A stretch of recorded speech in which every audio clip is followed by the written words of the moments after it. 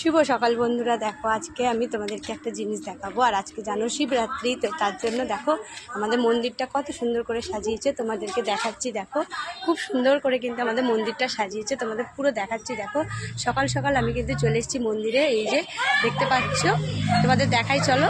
এখন এরকম দেখতে পাচ্ছ, আর কিছুক্ষণ পর মানে সন্ধ্যার পরে দেখবে এখানে কত জমজমাট হয়ে যাবে, সবাই চলে আসবে পুজো দিতে। আর কালকে জানো তো এখানে আমরা এসেছিলাম সন্ধ্যাবেলায়, তখন এই ঠাকুর রং করা হচ্ছিল।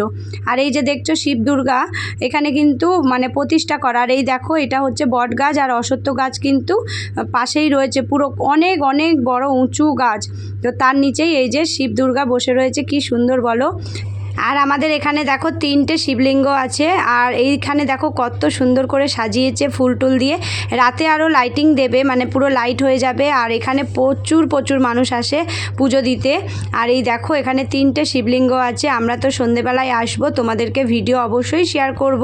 তোমরা কে কে পুজো দিচ্ছ অবশ্যই জানিও। দেখো আমাদের এই যে মাঠের পাশেই কিন্তু এই যে এখানে হচ্ছে শিব মন্দির, আর এইখানে জগদ্ধাত্রী পুজো হয়, তার পাশেই শিব মন্দির। কত সুন্দর বলো। তো আমি তো সন্ধ্যাবেলায় আসবো, তোমাদের সাথে সব কিছুই শেয়ার করব, তাই এখন ভাবলাম একটু তোমাদেরকে ঘুরে দেখিয়ে দিই। আর এই দেখো তুলসী মঞ্চ।